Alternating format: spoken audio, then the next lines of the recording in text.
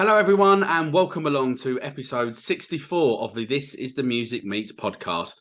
Joining me today on today's episode are Ellis Smith, Lewis Madison, James Roberts, and Callum Goff, who are from rising indie rock band Burning Juniper. Over the course of today's podcast, we're going to talk about the band's superb debut EP, What's the Point Anymore, headlining London's iconic The Water Rats, details of their debut gig even in Brighton, and much more. So, Burning Juniper, welcome along to the This Is The Music Meets podcast. How are you all doing today? Good, not too bad, thanks. How are you? Yeah, not too bad, thanks. Obviously, we were just saying off air there, it's absolutely bucketing it down here. But yeah, glad that true British style. We're never happy, are we, if we're not moaning about the weather? Exactly.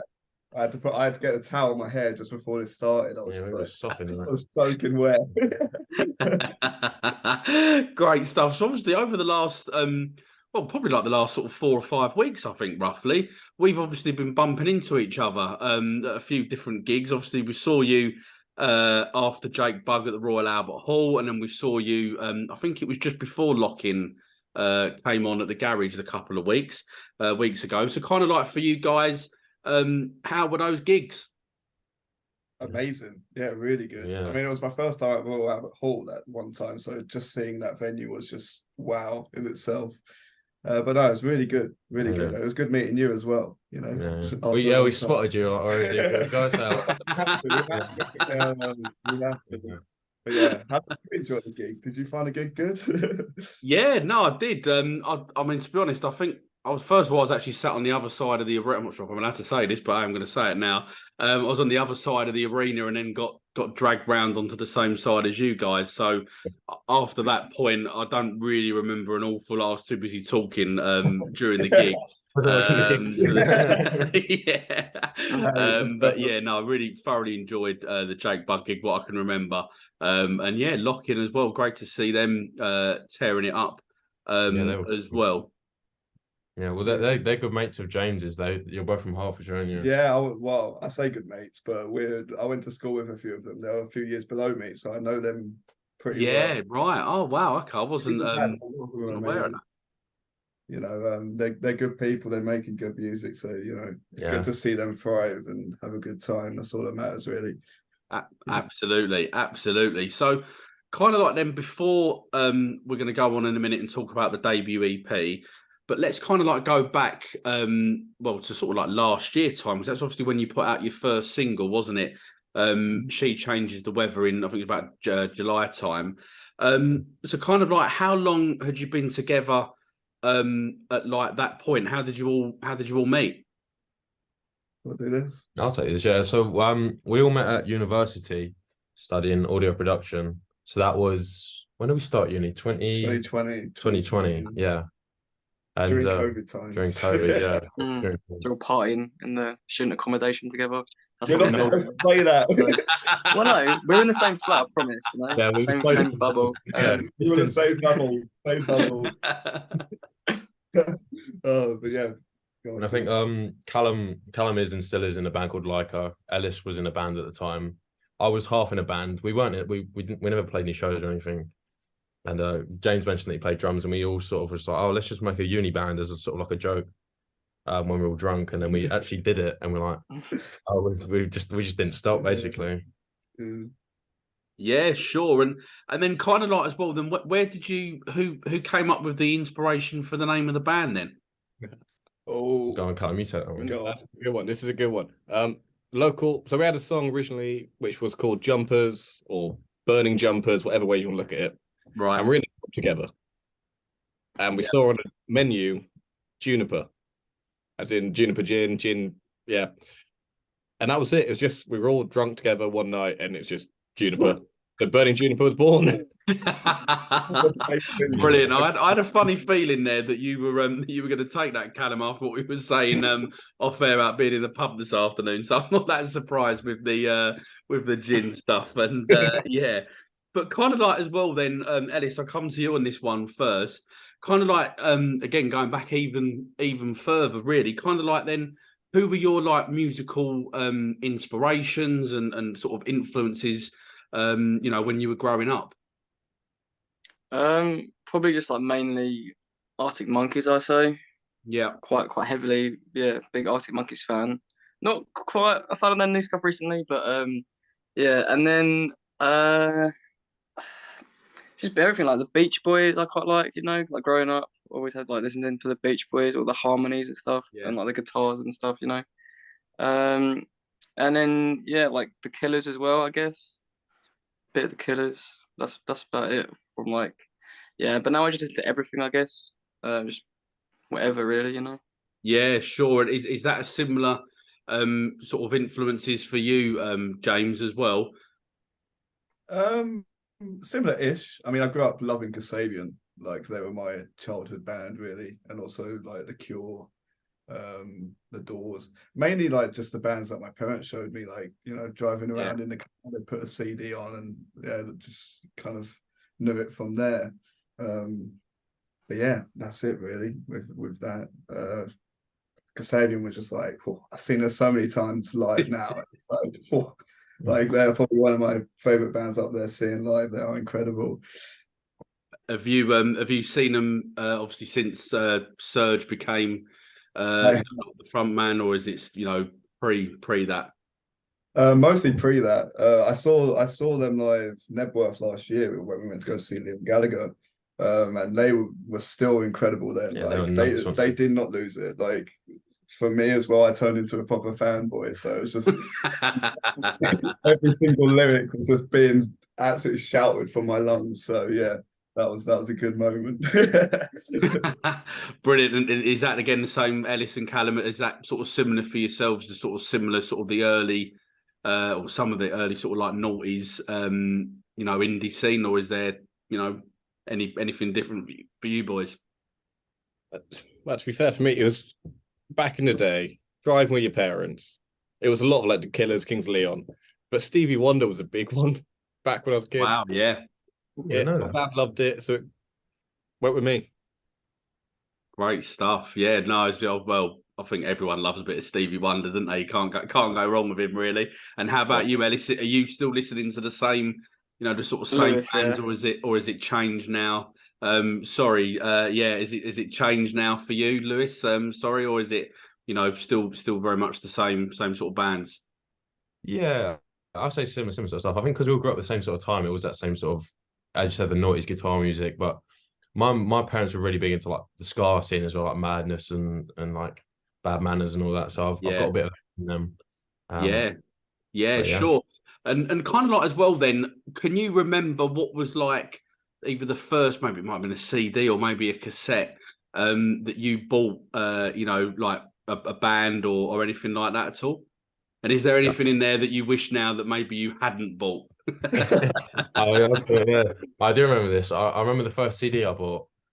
I can't remember why. I only remember one song off it, but it's Cascada. You know, like every time we touch, I get the feeling. That song. Yeah, That's the first and only CD I've ever bought, and it was that. I remember just being a little kid, just loving it. But yeah. Have we got anything else there from you at all, Ellis? I think it was like Unorthodox Jukebox, I think. By Bruno Mars.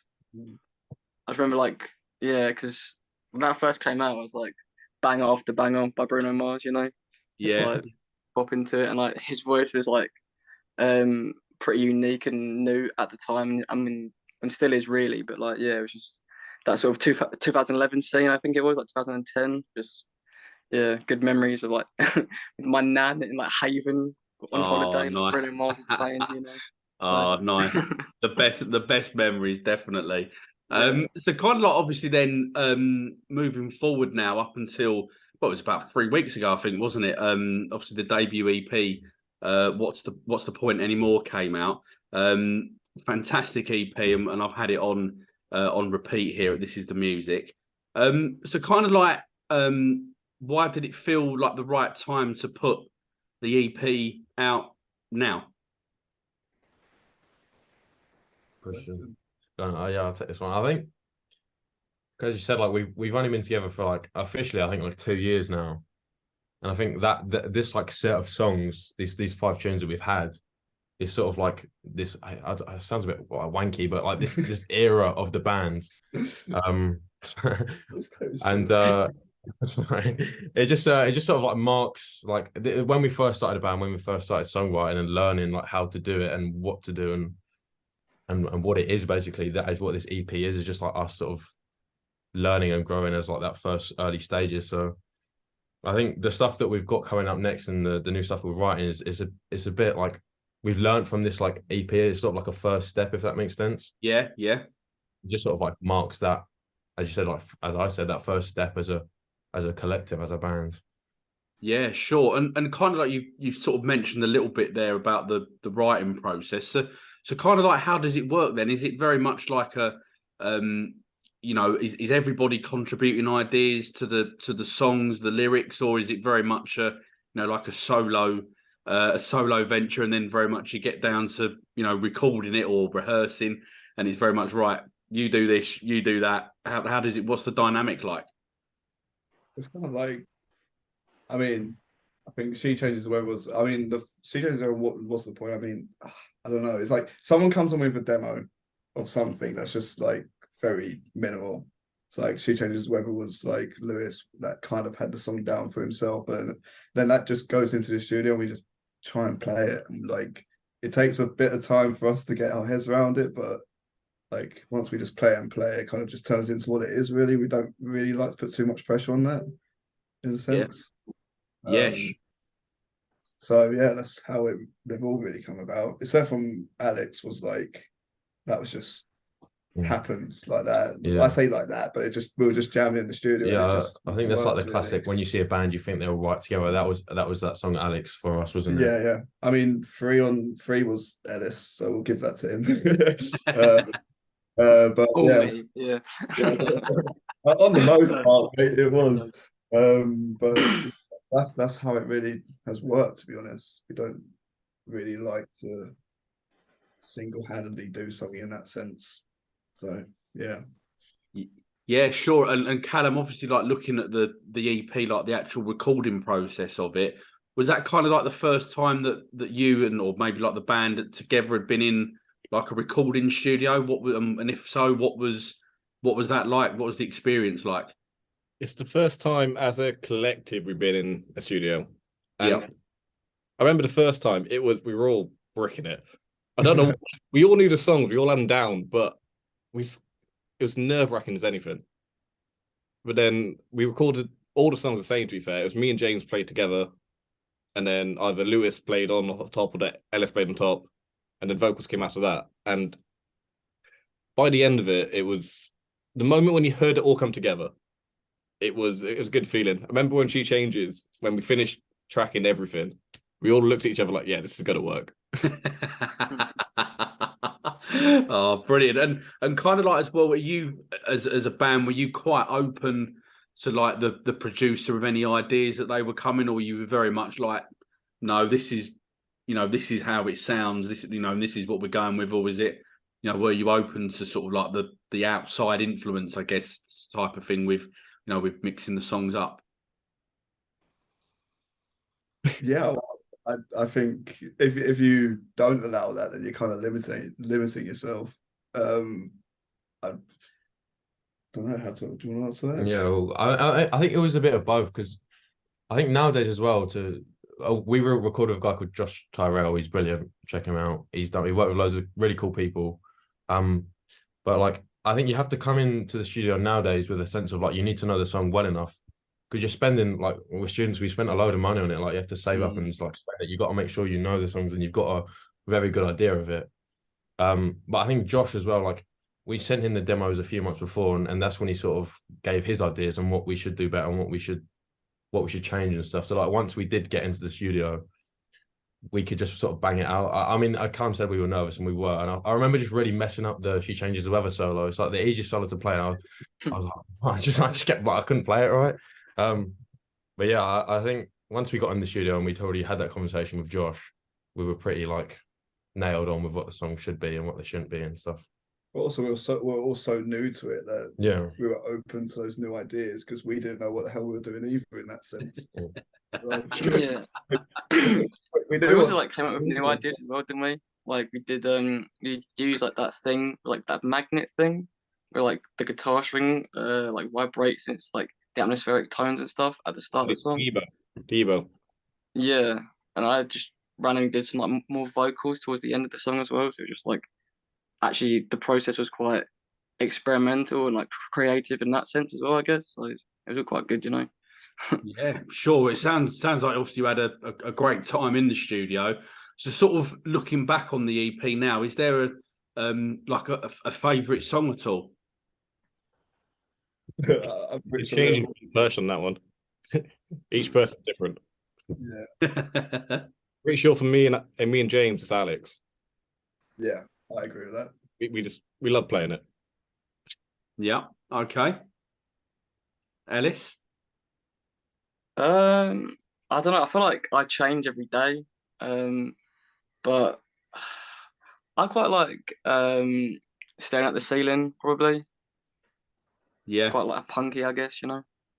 Yeah, definitely. And Lewis, how about you? I quite like Free. I think because I personally didn't really have much songwriting input in that. It was just Ellis. It's like just listen to like a song of someone like I don't know. It doesn't really feel like our song. It does, but I don't know.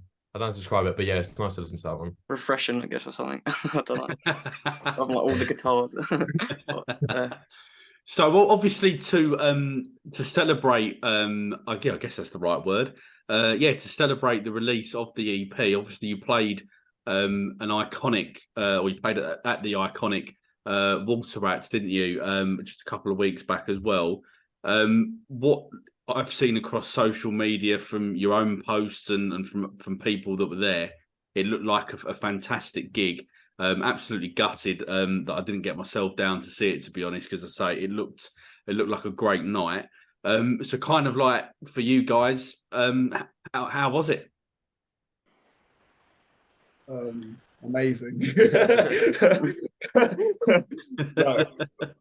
It was incredible to like actually, I don't know, it's like, I mean, being on that stage was like I just forgot about everything finishing, like just like seeing it all happen, like it was just kind of a dream come true already. Yeah, I couldn't stop smiling, and I was up until about 6 o'clock in the morning that night just celebrating. As you should. We had a party at our house after, and our house was absolutely trashed. We were playing Limp Bizkit at 6 o'clock in the morning. But yeah, it was incredible. I loved it, and like thanks for everyone that came was brilliant. Yeah, and it was just a really good vibe. So that's all you really asked for. So yeah, sure. And obviously you're going to be playing at the Hope and Ruin, aren't you, down in Brighton? Obviously a really iconic venue as well. And I think that's on the 3rd of June, I believe. I mean Callum, that's a pretty big deal, isn't it? It's been a bucket list venue, I think, for a lot of bands in the UK, especially when you're not from Brighton, to be able to say you played the Hope and Ruin. And I'm just looking forward to seeing who's going to be playing with us at this point. It's excited. Yeah, sure. And Ellis, kind of like, is that a similar sort of feeling for yourself? Yes, I think going to Brighton, as a kid just growing up, I just always quite enjoy, you know, the seaside towns, as it were. But yeah, no, hopefully we do smash it out of the park, you know. Yeah, no, definitely. Well, I mean, if it looks like, you know, from the social media post, it looks like you put on a great live gig. So I'm sure that's gonna happen. So kind of like obviously, as you guys know here at This Is the Music, we like to shine a light on up and coming bands like yourselves that are obviously looking to establish themselves on the new music scene. So kind of like over the last sort of 12 months or so, is there any bands or artists that have caught your eyes at all? Oh, very good question. There's a load of bands. Oh, I want to say there's a band called the Q Days. Yeah. They're from Brighton. They're very like yeah, Oh, yeah, or okay. Brighton / Southend. One of the two. But they're very like they've only released one tune, but I can't stop listening to it. It's like 6 minutes long. To come out of like your first single being a 6 minute long song is very like ballsy. But it's yeah, they're very like Stone Roses, like the Verve, very, that sort of sound. They're pretty cool. Them out the Q Days. Yeah. Okay. Yeah. Definitely one for me to check out. Ellis, how about yourself? I think as Lewis just doesn't stop playing them, like Bad Nerves, because I think they're from Southend as well, and I've always like saw them at the Village Green Festival quite 5 years ago, I think. Yeah. And just sort of listen to Lewis play it on repeat. It sticks in my head when I play, so it's just proper like old school like punk in a way. Yeah, no, definitely, loving them myself actually. And James, how about you? Oh, testing my memory now. I mean, the band, they're pretty up and coming anyway, but a band that I love at the moment is Wonder Horse. I mean, everyone knows, well, Yeah. like the up and coming band. And we saw them at Rough Trade East in January for a signing show, and they were just incredible. Incredible. So, yeah, that's probably the band that I think is the up and coming in my head. Yeah, sure. Got some great choices in there. And how about you, Callum? The one band I keep going back to is Shame right now. Yeah. The debut album is solid. Not debut album. It's not a second album. Solid. Food for Worms is a great album. And just, if people haven't heard them, listen to Shame. There you go. You've heard it here first. So kind of like we're gonna chuck some quick fire questions at you now. So first of all, if you could go on any TV show as a contestant, what show would you go on and why? Oh God.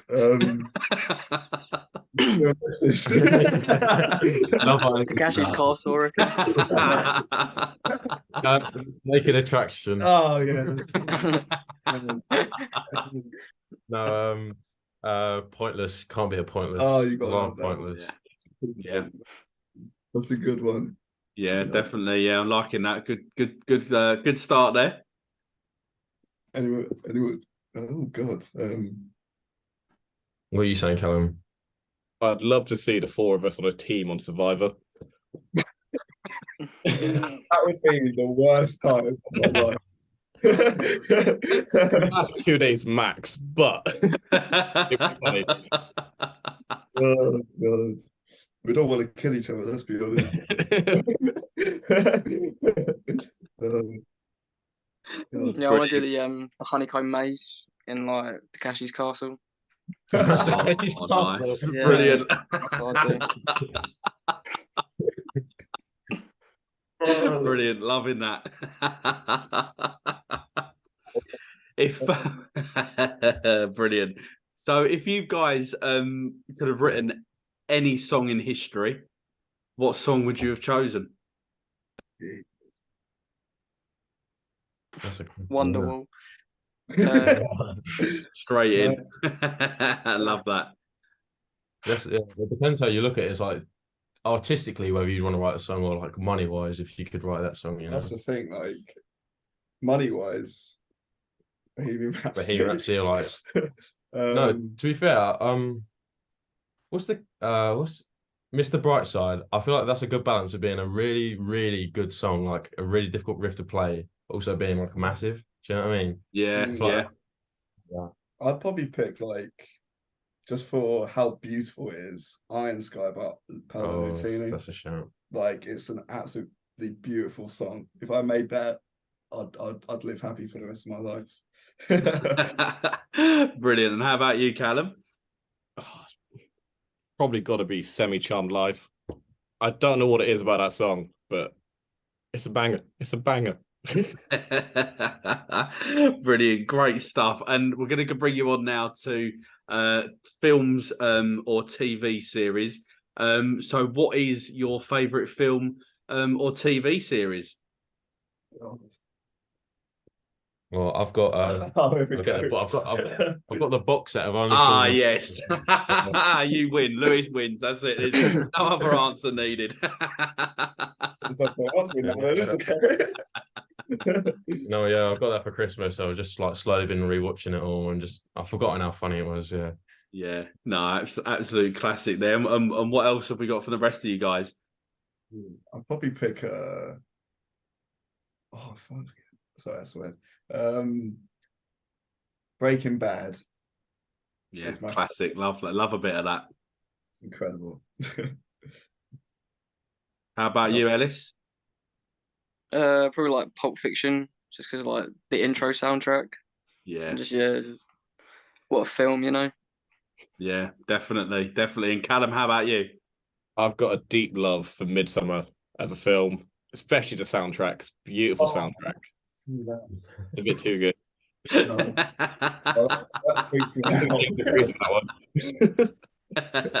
Brilliant, great stuff. So kind of like then, obviously we know that you've got the gig in Brighton coming up in about 6 weeks or so time, I think roughly. So kind of like what other plans then are you looking at for 2023? Well, we have to wait and see. Yeah. I know I'm saying that because I don't know. No, I'm joking. Oh god. No, I think there's talk of us. There's a song we've got on our set called Evergreen that we've been playing for about a year now. I think we'll probably drop that as like a standalone single, like not really linked to anything. I don't know. We're up for debate, but I think that will come out later this year. I think we're mainly looking at just letting the EP settle, and I think it's the thing nowadays. Everyone's like, "What's next? What's next?" I think we just want to let the EP settle, finish uni, and then just hammer in with the live shows. I think we've been in some cool talks about some possible shows / string of shows later in the year. So I think it's all about like playing live for us. So hopefully we'll be getting some really cool shows and then maybe a little single tour or something. Yeah. Yeah. Wow. Well, it's certainly hopefully that happens. And yeah, I'll be able to get myself down and actually get to feel the vibe, so to speak, and see what it's all about for myself rather than just having a little look at a few Instagram videos. But Ellis, Lewis, Callum, and James. Unfortunately, that is the end of the This Is The Music Meets podcast. Thanks very much for coming on and sharing the Burning Juniper story today. But just before we do let you go, can you just let the listeners know what social media platforms they can find you on? Lewis. I'll answer all the boring ones. No, yeah, we're just type in Burning Junipers in the berry or the gin, and we'll pop up. Hopefully, Well, yeah, hopefully. On what? Oh, Instagram. Obviously. Sorry. Yeah, Instagram, Twitter, TikTok, Facebook, Spotify. yeah, Spotify. Is good. Just give us a listen first. If you don't, yeah. Next time we won't get you to answer that. Yeah, one. that's Brilliant. yeah. I will put those social media links, if in Lewis's words they pop up on anything, then we will put them in the episode bio. Lads, thanks very much for coming on, and I really, really enjoyed it, and hopefully I'll get to see you all again at a gig very, very soon. Thank you for having us as well. No, thank you. Yeah, thank you for all this. Cheers. Well, all the singles we've dropped and obviously the EP and stuff that you've been supporting. We just want to thank you as well, mate, for everything. It means a lot. It does. Not a problem at all. It's been an absolute pleasure, and as I said there before, really looking forward to seeing what's coming up next for you guys.